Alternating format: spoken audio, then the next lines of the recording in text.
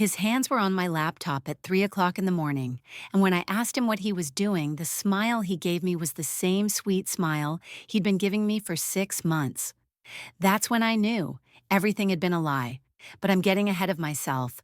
Let me start from the beginning because you need to understand who I was before I became the woman who found a stranger stealing her life in the darkness of her own home. My name is Claudette Morrison. I'm 58 years old now, but this story starts 2 years ago in March of 2022, when my whole world shifted beneath my feet like sand giving way at the beach. I've lived in Charlotte, North Carolina my entire life, born here in 1965 at Presbyterian Hospital, raised in the Beatties Ford Road community when it was still mostly farmland and everybody knew everybody's business. For 30 years, I worked as a counselor at West Charlotte High School, helping teenagers navigate their crises, their heartbreaks, their anger. I was the one they came to when their worlds were falling apart. Never once did I imagine I'd be the one needing someone to hold me up. If you're just settling in to hear my story, take a comfortable seat, because what I'm about to tell you will make you question everyone you let into your home. Please hit that like button to bring some light to this sister's heart, and subscribe to this channel so you don't miss the stories I share from my soul. Tell me in the comments where you're watching from and what time it is in your corner of the world. It brings me such joy to know who's listening. Marcus and I had built what I thought was an unshakable life together. 32 years of marriage, 2 grown children, our daughter Simone, who followed my footsteps into education, and our son Derek, who became an engineer like his father always dreamed. We had 3 grandbabies who called me Nana and fought over who got to help me in the garden every Saturday morning. That garden, Lord, that was my sanctuary. 20 years of nurturing roses, tomatoes that won ribbons at the county fair, and collard greens that grew so tall, the neighbors would joke I was hiding secrets in my soil. The lupus diagnosis came when I was 52, but for years it was manageable. A bad day here and there, some stiffness in the mornings, fatigue that I pushed through with prayer and determination. I'd take my medications, rest when my body demanded it, and keep moving forward. That's what we do, isn't it? We keep moving forward. But March 15th, 2022. I remember the date because it was the day after Marcus's 60th birthday. Everything changed. I woke up that morning and couldn't lift my arms above my shoulders. The coffee pot, the same yellow ceramic one I'd used every morning for 15 years, felt like it weighed 50 pounds in my hands. When I tried to pour Marcus his cup, my fingers simply let go. The pot shattered on our kitchen floor, coffee spreading across the white tiles like a promise breaking. Baby, what happened? Marcus came running, still in his pajamas, concern written across his face like headlines. My hands just stopped working, I whispered, staring at the mess, at my treacherous fingers that had signed thousands of hall passes, written countless letters of recommendation, braided my granddaughter's hair just the Sunday before. The flare-up hit me like a freight train. Within days, I couldn't dress myself without crying from the pain. My joints swelled until my wedding rings had to be cut off. 32 years on my finger, gone in one snip at the emergency room. The fatigue was so complete that walking from the bedroom to the bathroom left me gasping like I'd run a marathon. The woman who'd stood on her feet for 8 hours a day, counseling teenagers through their storms, couldn't stand long enough to scramble an egg. Marcus wanted to close his auto shop immediately, stay home with me full-time. Morrison's Auto Repair had been serving East Charlotte for 23 years, and he was ready to put up the closed sign without a second thought. Marcus, no, I told him from the couch where I spent most of my days now. You've got 8 employees depending on those paychecks. Their babies need to eat. You need me here, he insisted, his calloused hands holding mine so gently, like I might break. I need you to keep our life running, I said. The insurance, the bills, the normalcy, I'll manage. But I wasn't managing. 2 weeks into the flare-up, Marcus found me on the bathroom floor at 6 in the morning. I'd fallen trying to get to the toilet and had been there for an hour, too proud to call for help, too weak to get up on my own. The tile was cold against my cheek, and I remember thinking this must be what surrender feels like. That's when Marcus put his foot down. He stood in that bathroom doorway, tears in his eyes, and my husband was not a crying man and said, "Claudette, I'm hiring someone and that's final." "I don't want strangers in our house," I protested, even as he helped me up, even as my legs shook like a newborn colt's. "I don't want people seeing me like this." "Pride won't keep you safe," he said, and the conversation was over. The smell of my mother's peach cobbler haunted me during those days. Mama had been gone 8 years, but her recipe was alive in my hands, or it had been. Now I couldn't even open the jar of cinnamon, much less roll out dough. Sunday dinners, where our dining room table would groan under the weight of mac and cheese, candied yams, and honey ham, became Marcus picking up takeout that I barely touched. The church choir missed my alto voice 3 Sundays in a row before they stopped asking when I'd be back. My garden grew wild. The tomato plants sprawling beyond their cages, the roses blooming and dying without anyone to cut them for the kitchen table. Marcus started making calls to home health agencies the next morning. I listened from the bedroom as he explained our situation over and over. His voice steady but tired, asking about background checks, about references, about experience with autoimmune conditions. He'd turned our dining room into a makeshift office, papers spread across the table where we'd hosted 40 Thanksgivings, celebrated graduations, toasted anniversaries. "We need someone trustworthy," I heard him say into the phone, and the weight of that word, trustworthy, would later feel like a cosmic joke. Someone who understands that they're not just coming into our house, they're coming into our life. Our house wasn't just walls and a roof. It was the place where Simone took her first steps, where Derek built his first science project, where my mother spent her last Christmas before the cancer took her. Every room held memories. Every drawer contained pieces of our history. Photographs, documents, the paper trail of a life fully lived. I had no idea that the person Marcus was about to bring into our home would know more about me. My social security number, my mother's maiden name, my bank accounts, my medical history, than some of my own family members, and he would use every single piece of that knowledge to destroy the life I'd spent 6 decades building. Home First Health Services sent 3 candidates before Michael walked through our door, and each one made me grateful I'd been too sick to do the interviewing myself. The first was a young woman who spent more time on her phone than looking at me, texting while Marcus explained my medication schedule. The second, an older man who reeked of cigarette smoke so strong it triggered a coughing fit that left me gasping. The third never showed up at all. Marcus was at his wit's end, pacing our living room, running his hands over his head the way he did when a particularly difficult engine problem had him stumped. Then on a Thursday morning in late March, the doorbell rang at exactly 9 o'clock. Marcus opened the door to find a man standing there in navy scrubs so crisp they still had the fold lines from the package. He was carrying a leather portfolio and had the kind of smile that started in his eyes before it reached his mouth. "Good morning, Mr. Morrison. I'm Michael Patterson from Home First. I'm here for the interview about Mrs. Morrison's care position." His voice was like warm honey, smooth, southern, respectful. Not the artificial sweetness some people put on, but something that sounded genuine. He was 34 years old, medium height, with neat short hair and hands that looked strong but careful. The kind of hands that could support you without making you feel helpless. Marcus brought him into the living room where I was propped up on the couch, trying to look less sick than I felt. I'd insisted on getting dressed that morning, a proper blouse and slacks, instead of the pajamas that had become my uniform. Michael didn't come too close, didn't assume familiarity.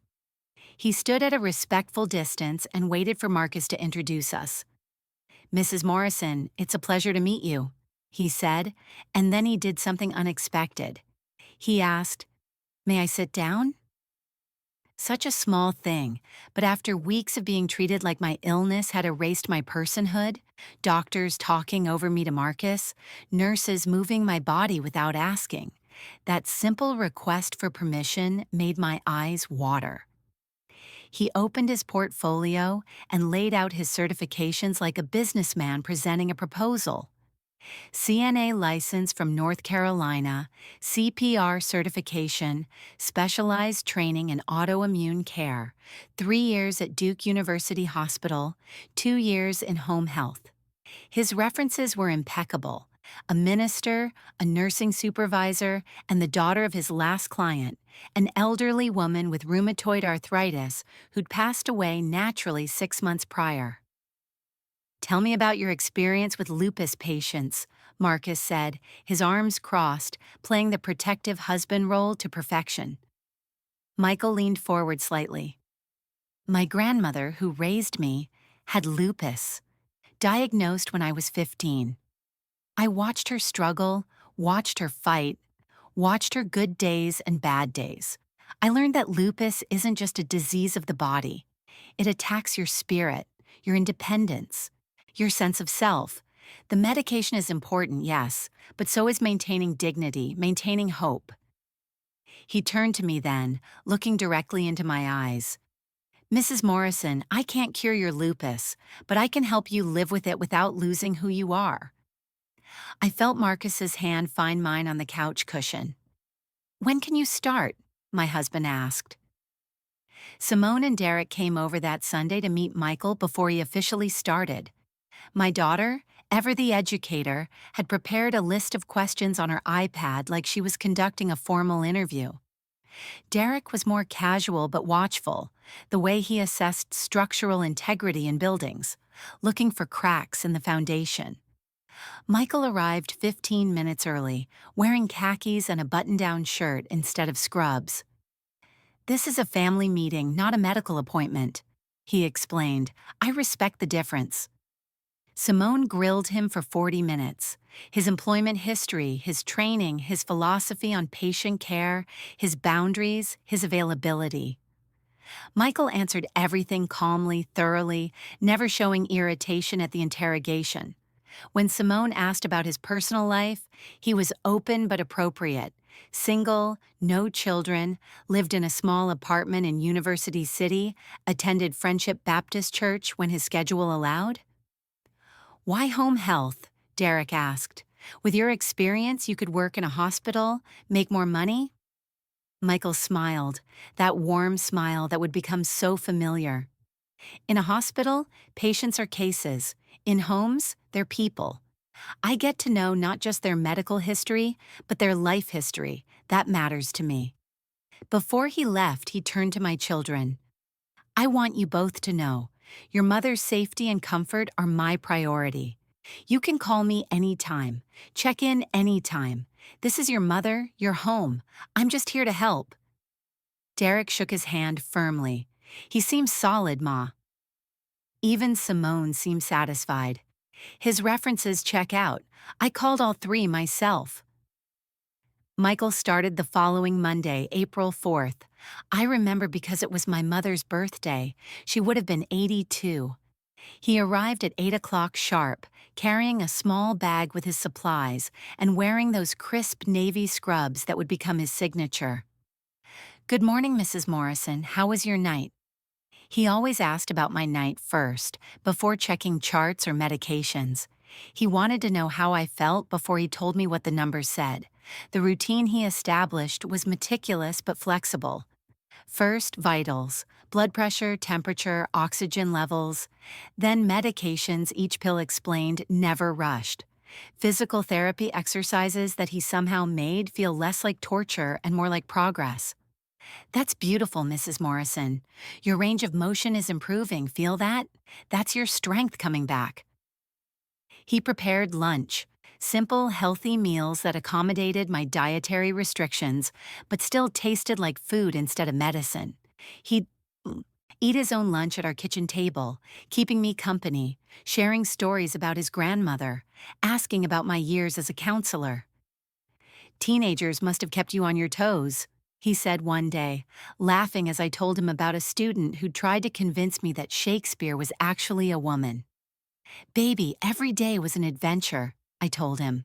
Some days I miss it so much it aches worse than the lupus.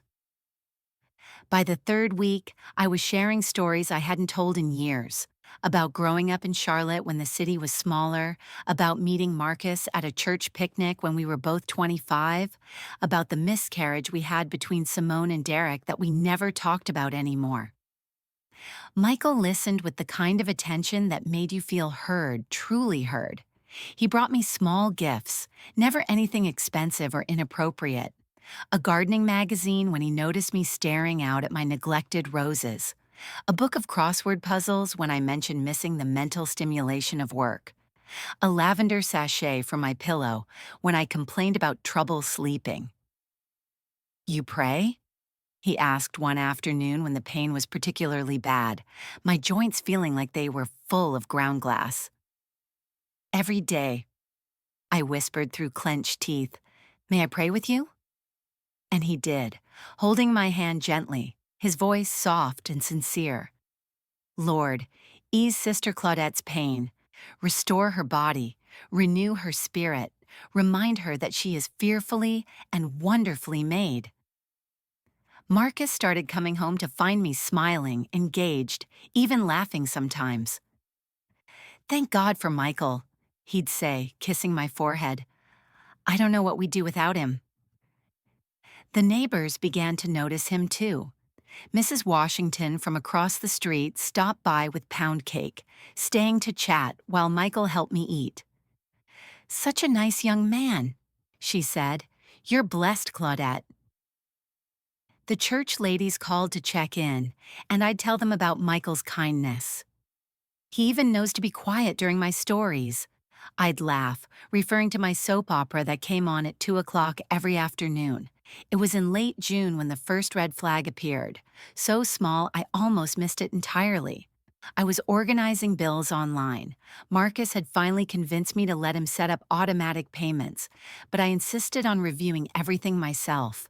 I said my password out loud as I typed, an old habit from living alone with Marcus for so many years. Capital Marcus 1990 exclamation, I muttered, logging into our bank account. From the corner of my eye, I caught Michael writing something in his notebook. Quick, subtle, but deliberate. What are you writing? I asked. He looked up, that same sweet smile never wavering. Just noting your medication schedule, Mrs. Morrison. The doctor adjusted your prednisone, remember? I want to make sure I track any changes in your pain levels. It made perfect sense. Of course it did. He was always so thorough, so careful with my care. I told myself I was being paranoid that the prednisone was making me suspicious of a good man just trying to do his job.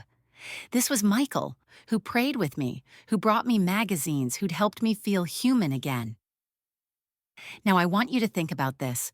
How many of us have let people into our homes, into our lives, because they said the right things and smiled the right way?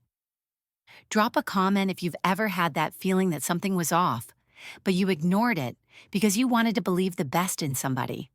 It was August, 5 months into Michael's care, when I started sleeping better, feeling stronger, even walking without the cane some days. I remember telling Marcus, "Baby, I think I'm getting my life back."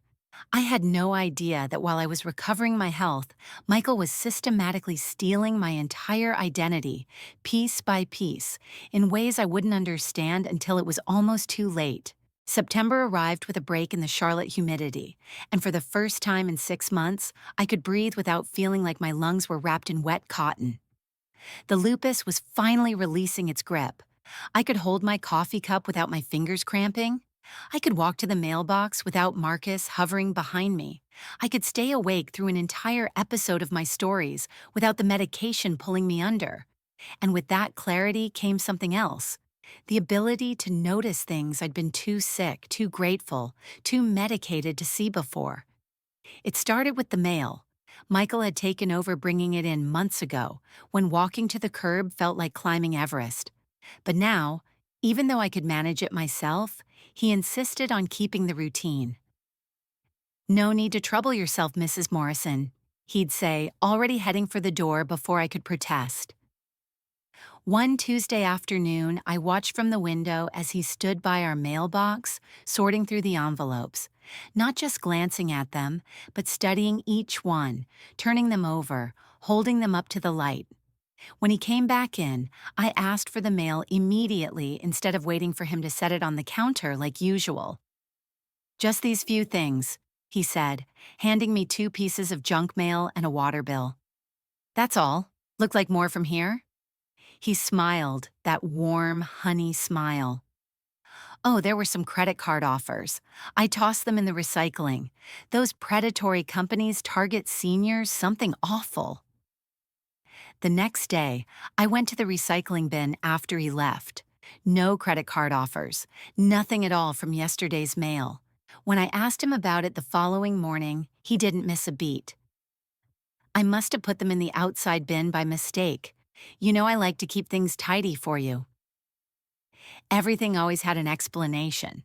Everything always made sense if you wanted it to. The questions started getting stranger too.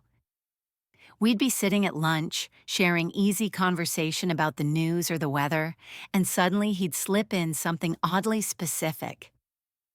"What was your mother's maiden name again?" "Johnson." "Jackson," I corrected, spreading butter on my cornbread. "Why?" "Oh, I was reading about Charlotte's founding families. Lots of Jacksons in the historical records. Wondered if you were related." A week later, "You mentioned going to Double Oaks Elementary. Was your first grade teacher that Mrs. Henderson you talked about?" "Mrs. Hamilton," I said slowly. "How did you know about her?" "You told me that sweet story about her teaching you to read using recipe cards." He smiled. "I love how you remember these details. Shows your mind is sharp as ever." I hadn't told him that story. I was certain I hadn't. But the prednisone did make my memory fuzzy sometimes, and he was so confident, so kind about it. Maybe I had told him and forgotten. Then came the conversation about pets. "What was that dog's name you had growing up? The beagle?" "We never had a beagle. We had a tabby cat named Whiskers." "Oh, I must have mixed you up with another client." He laughed, but something flickered in his eyes. "Though I could have sworn you mentioned a dog named Biscuit." Biscuit. That had been my security question answer at the bank for 20 years. The name of my imaginary childhood dog because we'd never been allowed pets in our apartment. My stomach turned cold, but I kept my face neutral. "Must have been someone else," I said. "The iPad situation happened the 3rd week of September. I kept it on my nightstand, always in the same spot. Charging cord to the left, reading glasses on top. Marcus had given it to me for Christmas, and I used it mainly for video calls with the grandbabies. But that Thursday morning, it was turned the other way, the charging cord wrapped differently." "Michael, did you move my iPad?" "I updated it for you yesterday while you were napping. New security patches. You can't be too careful with identity theft these days." The irony of that statement would hit me later like a brick. The browser history was cleared. All my saved passwords were gone. When I asked about it, he explained that the update must have reset everything. "Technology," he shrugged. "Sometimes it's more trouble than it's worth." He started staying late more often. 6 o'clock became 6:30, then 7. "Just finishing up some insurance paperwork," he'd say, sitting at my computer in the corner of the living room. "You don't mind, do you? I want to make sure everything's filed correctly for your reimbursements." I'd watch him from the couch, his fingers flying over the keyboard, occasionally pulling out his phone to take a photo of the screen. "Reference for later," he explained when I asked. "My memory isn't as good as yours, Mrs. Morrison." The credit card incident should have been my wake-up call. I was reconciling our bank statement, one of the few tasks I still insisted on doing myself, when I saw a charge for $47 at Harris Teeter. "Michael, did you use my card at the grocery store?" He looked up from preparing my lunch, not a moment's hesitation. Remember 2 weeks ago, you asked me to pick up those items for the banana pudding you wanted to make for Mr. Marcus. I didn't remember, but I'd been craving my banana pudding and the medications did make me forgetful. He pulled out his wallet, offering me cash. I should have reminded you.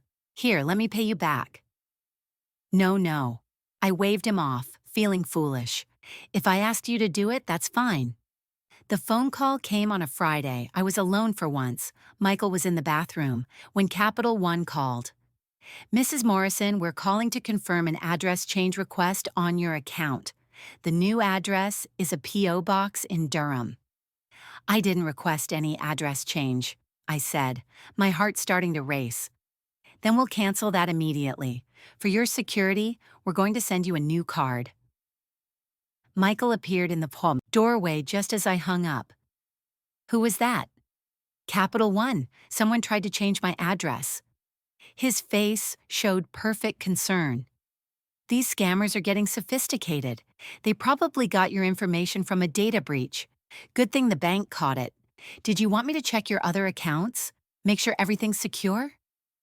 No, I said quickly. I'll handle it.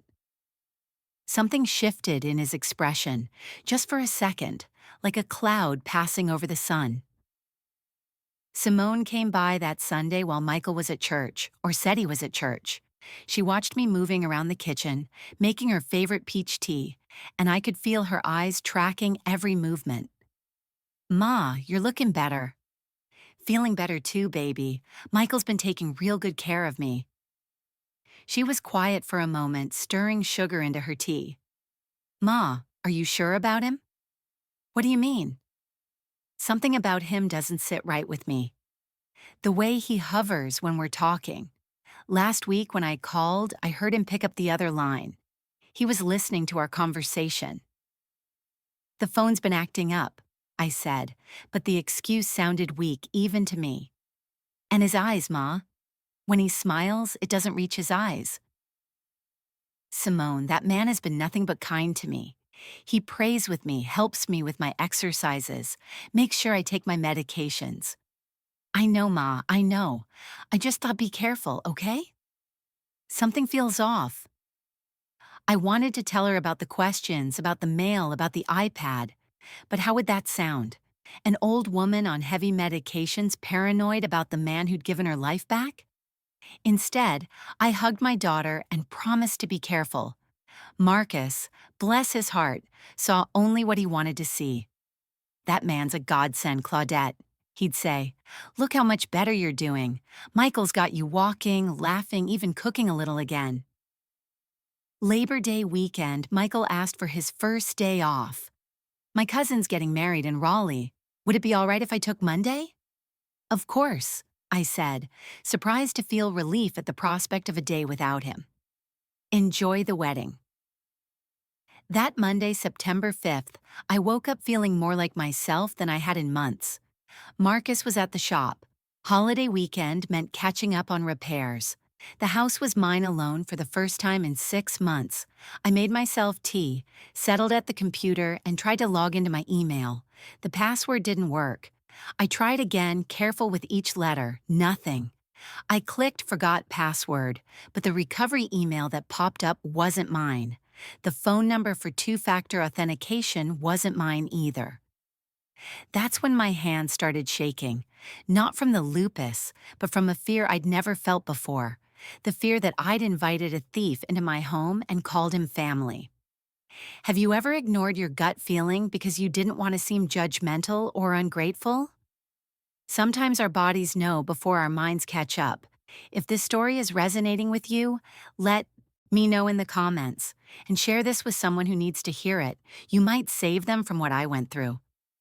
I spent that entire Monday afternoon trying to piece together what was happening. I went through every drawer, every statement, every piece of mail I could find. And that's when I saw it. A credit card statement for an account I'd never opened. An account with my name, my social security number, but an address I'd never lived at.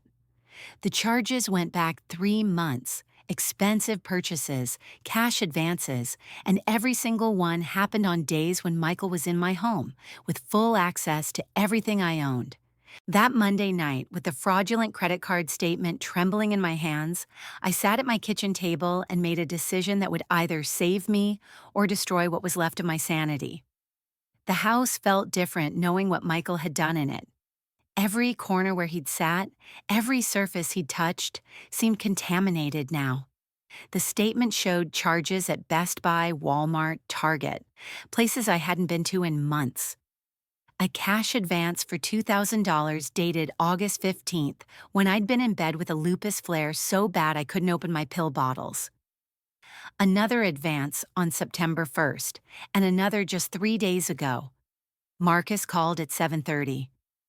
"Baby, I'm sorry. This transmission rebuild is taking longer than expected. Probably won't be home until after midnight." "That's fine," I said, grateful for the time alone to think, to search. "You okay? You sound strange." "I'm good, just tired." After we hung up, I went to our filing cabinet, the old metal one Marcus's father had used in his shop, now holding 40 years of our life's documentation. My Social Security card, which I always kept in the front folder, was in the back. My birth certificate had been unfolded and refolded differently than my careful creases. My mother's death certificate, why would anyone need that, had a slight tear in the corner that wasn't there before. Using Marcus's laptop, I typed my name into Google, something I'd never thought to do before. The results made my stomach drop. A Facebook profile I didn't create. A LinkedIn account claiming I was a retired nurse, not a counselor.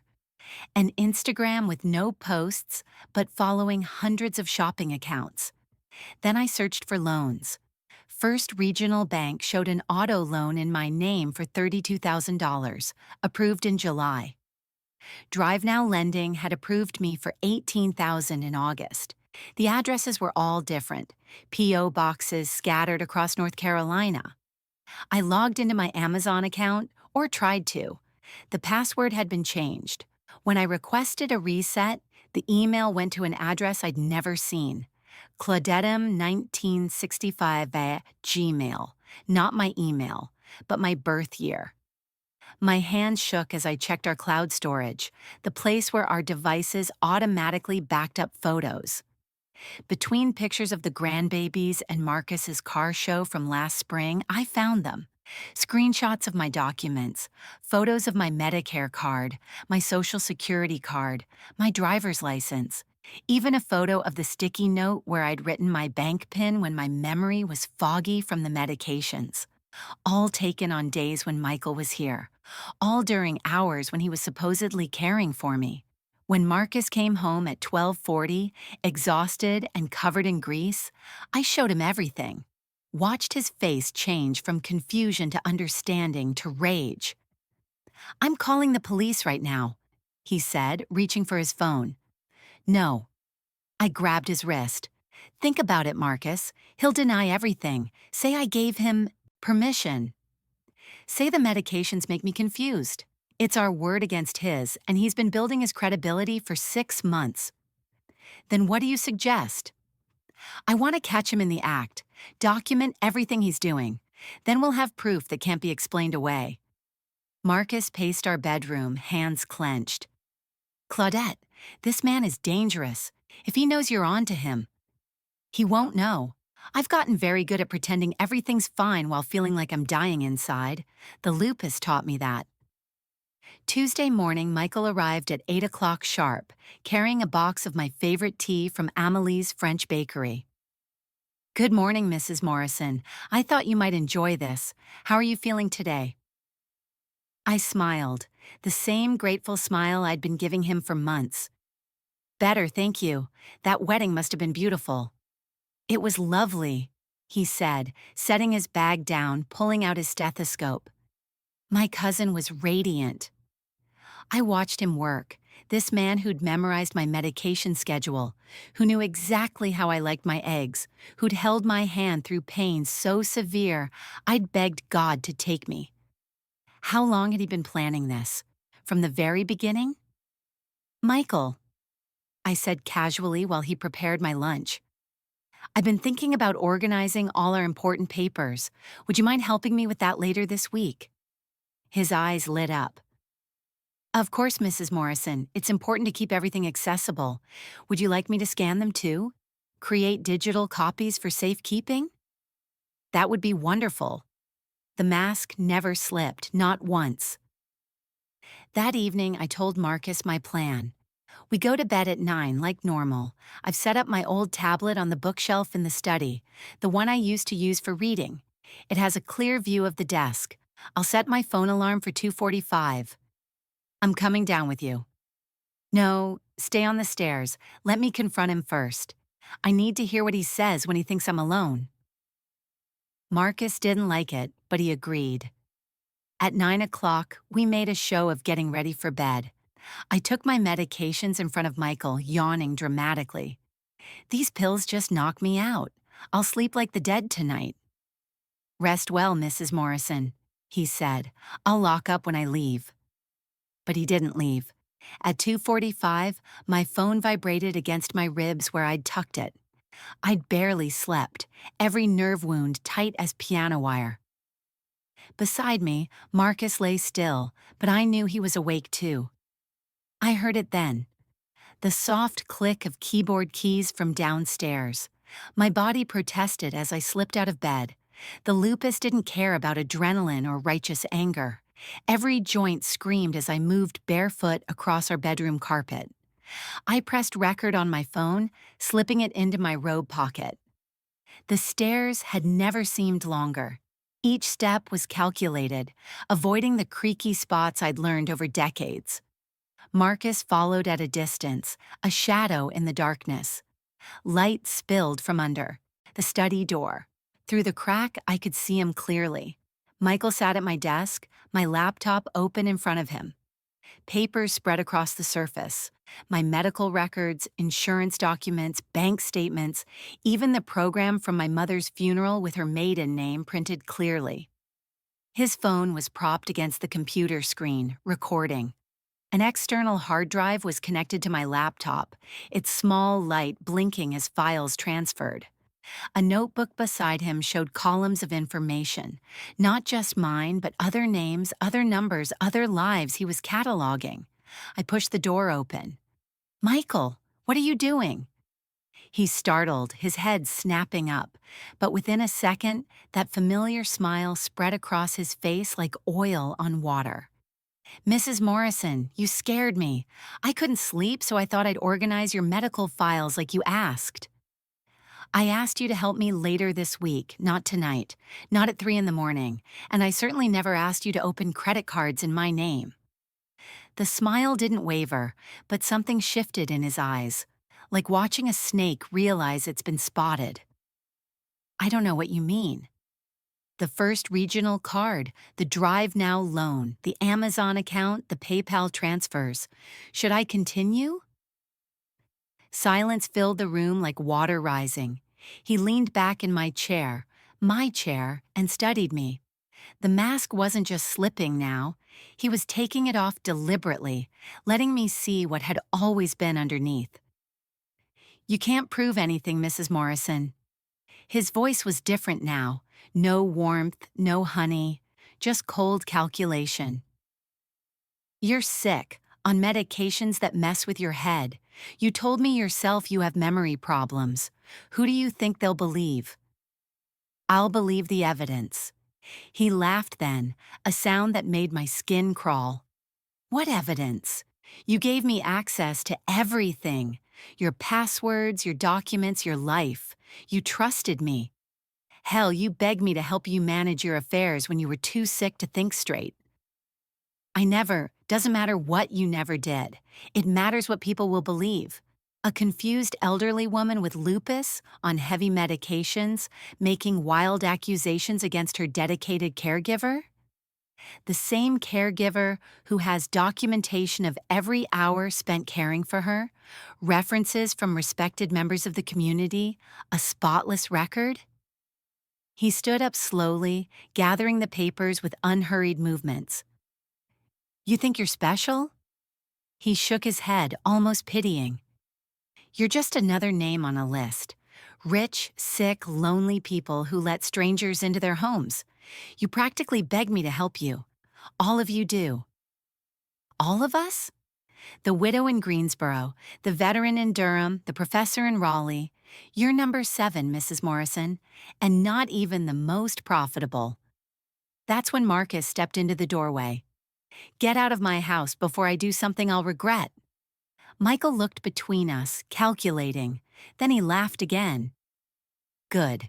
Luck proving any of this. By morning, those accounts will be maxed and closed. The money will be gone, and I'll be a ghost you imagined in your medication haze. He packed his things methodically, his notebook, his phone, the hard drive.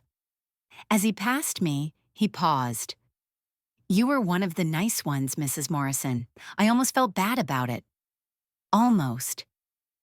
Then he was gone, the front door closing with a soft click that sounded like the end of everything. I collapsed into Marcus's arms, my body shaking with rage and relief and exhaustion. How could I have been so blind? You weren't blind, baby. You were sick and you needed help. This is on him, not you. We stayed up until dawn, watching the footage from my tablet, listening to the audio from my phone. Every word, every threat, every confession. We had it all. At 6 in the morning, I called the police, then the bank, then the credit card companies, then Home First Health Services. I want to pause here and tell you something important. If you've ever been manipulated, if you've ever blamed yourself for trusting the wrong person, listen to me. Predators are skilled. They study us. They learn what we need and they become that. It's not your fault for believing in human decency. Share this story with someone who needs to hear that message. What I didn't know that morning, as Detective Sarah Chen took my statement and looked at my evidence with serious eyes, was that Michael Patterson wasn't even his real name, and I wasn't his first victim. I was number 7 in a string of identity thefts spanning 3 states, 5 years, and over $400,000 in fraud. The man I'd let pray with me, the man I'd trusted with my most vulnerable moments, was a ghost who destroyed lives for a living. Detective Sarah Chen sat across from me in my living room, her laptop open, fingers flying across the keyboard as she pulled up database after database, each search revealing another layer of the lie I'd been living with for 6 months. The fingerprints we lifted from your medicine bottles came back with a hit, she said, turning the screen toward me. His real name is David Whitmore, age 38, originally from Jacksonville, Florida. The face on the screen was Michael's, but younger, harder, without the warm smile I'd grown to trust. A booking photo from 2015, check fraud in Georgia. Another from 2018, identity theft in South Carolina. He'd served 18 months, then probation, then disappeared. The nursing credentials? I asked, though I already knew the answer. Forgeries, good ones, but forgeries nonetheless. The CNA license number belonged to a real nurse who died in 2019. He was banking on nobody checking beyond the surface. Home First Health Services hadn't checked beyond the surface. When Detective Chen called them, they admitted they'd only verified credentials through an online database, one that could be fooled with the right information. They'd never called the references, never ran a proper background check, never fingerprinted him. We're seeing this pattern everywhere, Detective Chen explained, pulling up a map dotted with red pins across 3 states. He targets people through legitimate agencies, usually smaller ones desperate for workers. Studies his victims first. Public records, obituaries, social media. He looks for specific vulnerabilities. Like lupus, I said quietly. Like any chronic illness that requires home care. Recent widows, disabled veterans, people who need help and have assets to steal. She showed me his method, laid out like a business plan. First, establish trust over several months. Document everything. Passwords carelessly spoken, security questions mentioned in conversation, mail left on counters. Open small accounts first, ones that might go unnoticed. build up to bigger theft, then vanish before the victim realizes the full scope. But he didn't vanish from me, I said. You were supposed to be sicker longer. Based on his pattern, he probably expected at least another 2 months before you'd be alert enough to notice. Your recovery threw off his timeline. The full accounting of what David Whitmore had stolen from me took 3 days to compile. Simone set up a command center at our dining room table, color-coded folders for each violation. Derek created a spreadsheet that grew longer every time we refreshed it. 7 credit cards I'd never applied for, maxed out with cash advances and purchases. $43,000 in debt with my name on it. 2 personal loans totaling $38,000. An Amazon account with $3,200 in electronics purchased and shipped to addresses I'd never heard of. PayPal transfers draining $4,800 from an ERCN's account linked to my checking. Ma, there's more, Derek said, his face pale as he stared at his laptop. He tried to refinance the house. The room went cold. Our house, paid off 5 years ago after decades of payments, our one solid asset.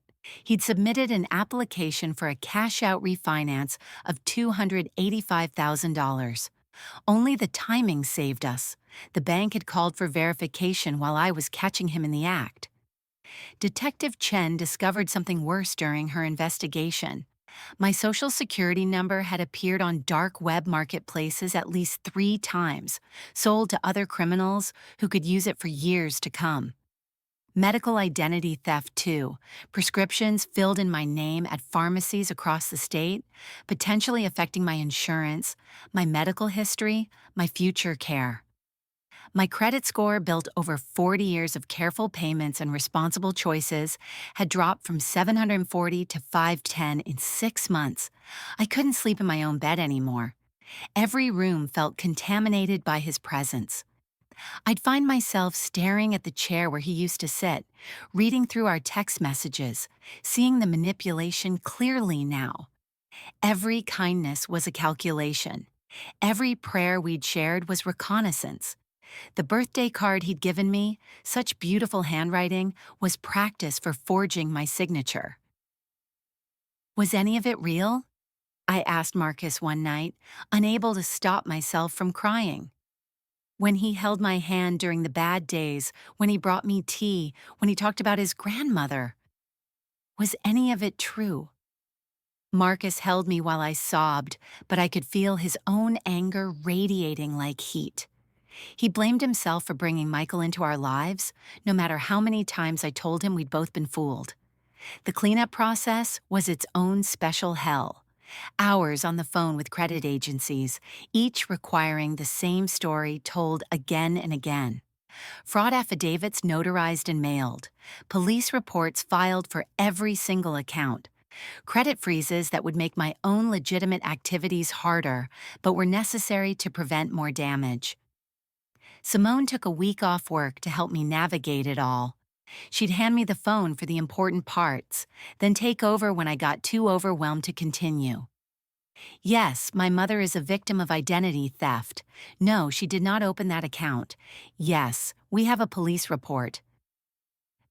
The church rallied around us in ways that reminded me why I'd stayed in this community my whole life.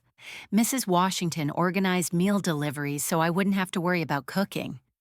Pastor Williams announced a special prayer service. The choir sent cards with messages that made me cry for better reasons. 2 weeks into the investigation, Detective Chen called with news that changed everything. We found other victims. She gave me their names, asked if I'd be willing to speak with them. The first call was to Dorothy Henderson, 71, a widow in Raleigh. David had been her caregiver for 8 months, under the name Christopher Mills. I thought he was such a nice young man, Dorothy said, her voice shaking over the phone. He helped me after my Harold died. I was so alone, and he seemed to care. $62,000 gone. My husband's life insurance, everything we'd saved. James Crawford, the disabled veteran in Durham, had lost $45,000. David had called himself Joshua Martin with him, claimed to be a fellow veteran, bonded over shared service that was entirely fictional. I told him things I never told my own kids, James said when we spoke. Used it all against me. Robert Kim in Greensboro had the worst story. David had been there when Robert's wife died, helped plan the funeral, held Robert while he cried. Then stole not just money but the insurance information, the death benefits, even tried to claim himself as a beneficiary on policies. The FBI got involved when they realized the crimes crossed state lines. A task force formed, combining resources from multiple jurisdictions. We became a strange family, U.S. victims, calling each other with updates, sharing resources, comparing stories that were horrifyingly similar. But David Whitmore had vanished like the ghost he'd always been.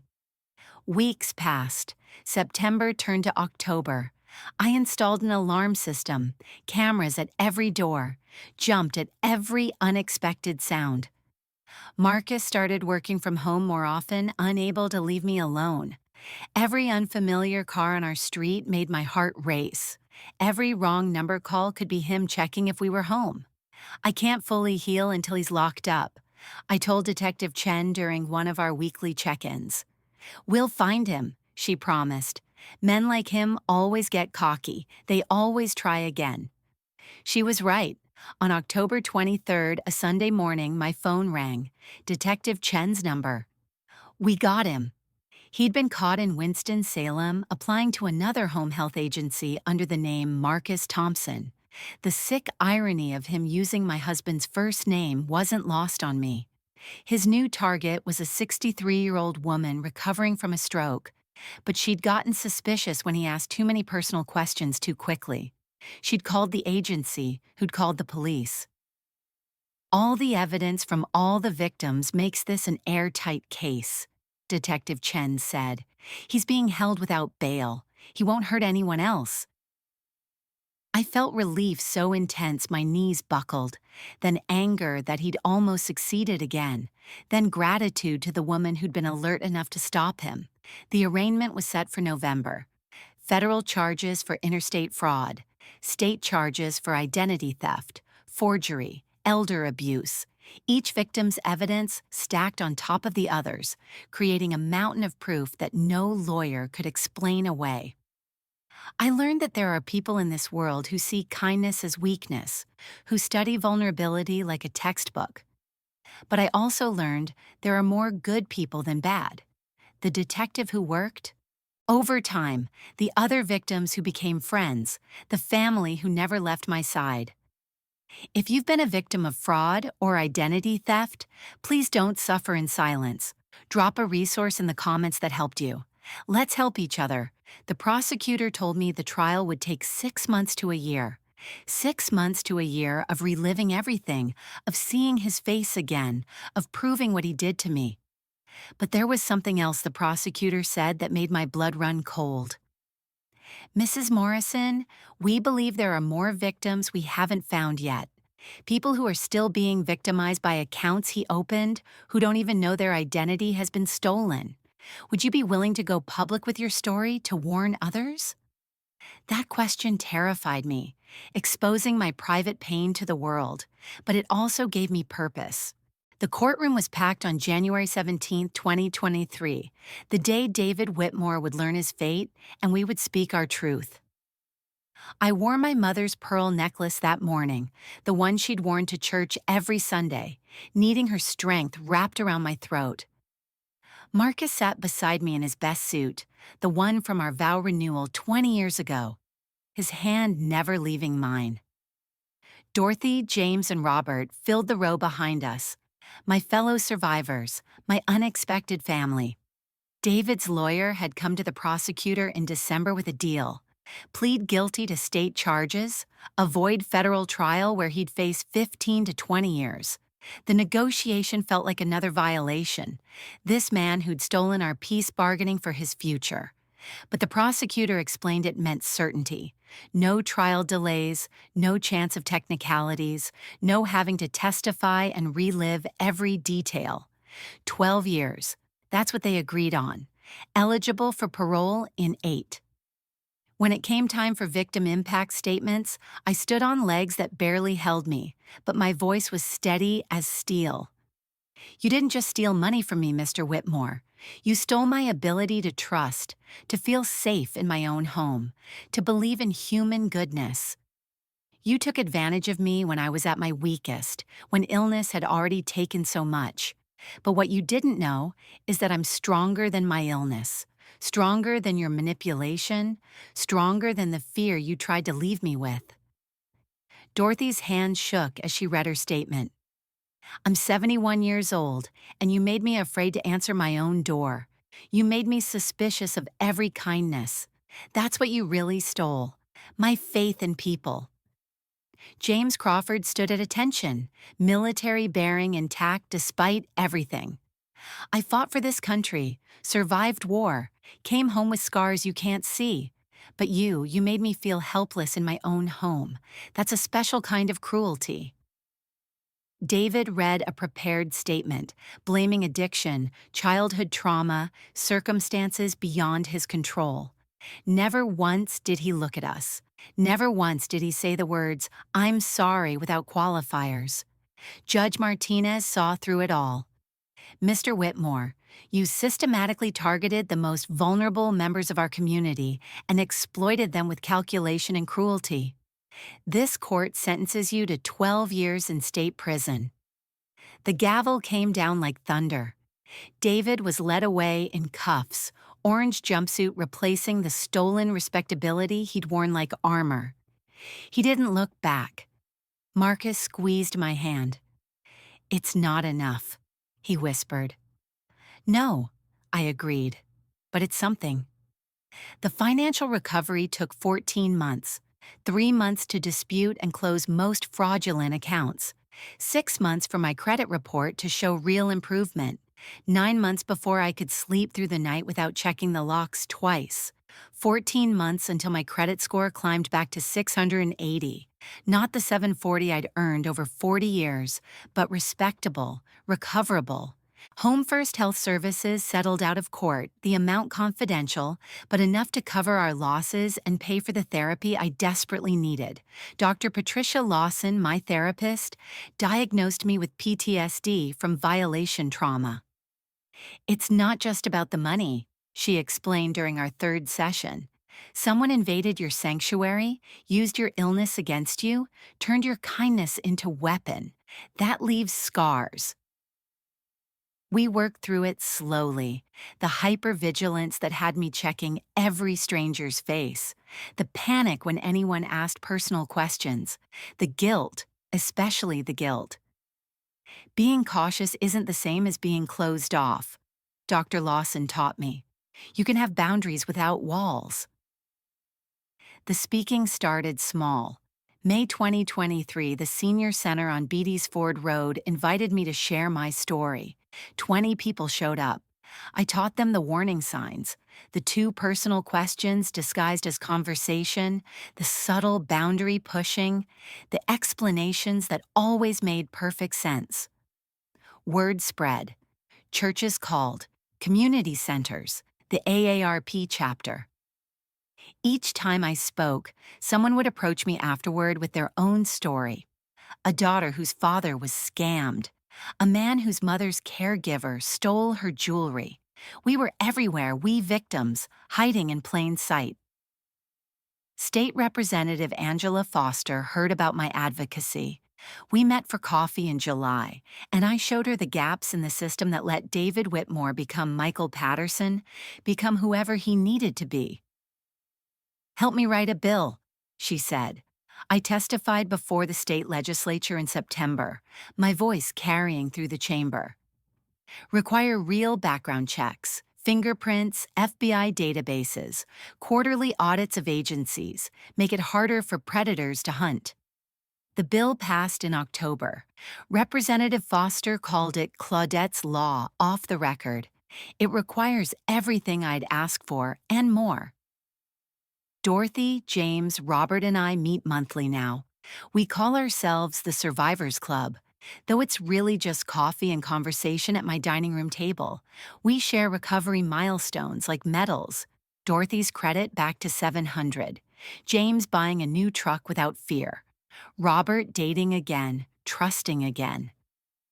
We were connected by trauma, Robert said once, but we stay connected by choice. My lupus still requires help some days. Through a new agency with rigorous vetting, I found Patricia Williams, 52, a grandmother herself, fingerprinted, background checked, references personally verified, trust built slowly, boundaries clearly maintained. I can help you without having your passwords, Patricia said during her interview. I can care for you without knowing your mother's maiden name. She understood. Many of them do now, the good caregivers who watched our story unfold in the news. They understand our caution comes from wisdom, not judgment. Marcus and I renewed our vows on our 33rd anniversary. Nothing fancy, just family in our backyard, the roses finally blooming again. We'd been tested in ways we never imagined, and we'd held. We built our trust back stronger than before, Marcus said in his vows, brick by brick, day by day. My grandbabies know age-appropriate truths now, that some people pretend to be nice but aren't, that private information stays private, that if something feels wrong, you tell someone who loves you. Nana's a survivor, my 8-year-old granddaughter announced at Thanksgiving, matter of fact between bites of mac and cheese. Yes, baby, Nana is. Today I'm 60 years old. My hair's grayer, stress lines mapping the journey around my eyes. My credit score is 680 and climbing. My garden grows wild with intention now, controlled chaos instead of neglect. Sunday dinners happen monthly instead of weekly, smaller but sweeter. I still double-check locks, still hesitate before sharing personal information. Still feel my chest tighten when someone's too friendly, too fast. But I also laugh freely again. Trust carefully again. Live fully again. If this story touched you, moved you, or taught you something, please hit that like button. Let me know I reached you. Subscribe to this channel because I'll keep sharing these stories, keep speaking truth, keep warning and empowering our community. Tell me in the comments, where are you watching from? What time is it in your world? And what's one thing you'll do differently now to protect yourself or someone you love? Share this video with someone who needs to hear it. A parent, a grandparent, a friend managing illness, anyone vulnerable to this kind of predator. Your share might save a life, and that's not dramatic, that's truth. My name is Claudette Morrison. I'm from Charlotte, North Carolina. I'm a mother, grandmother, survivor, and advocate. I was stolen from, but I wasn't destroyed. I was violated, but I wasn't silenced. I was targeted because someone thought I was weak. But I'm standing here telling you this story, which means they were wrong. And if you're standing after your storm, they were wrong about you too. Thank you for listening, for caring, for being part of this community. Until next time, protect yourself, trust your gut, and remember, you are stronger than what tried to break you. God bless and stay safe out there.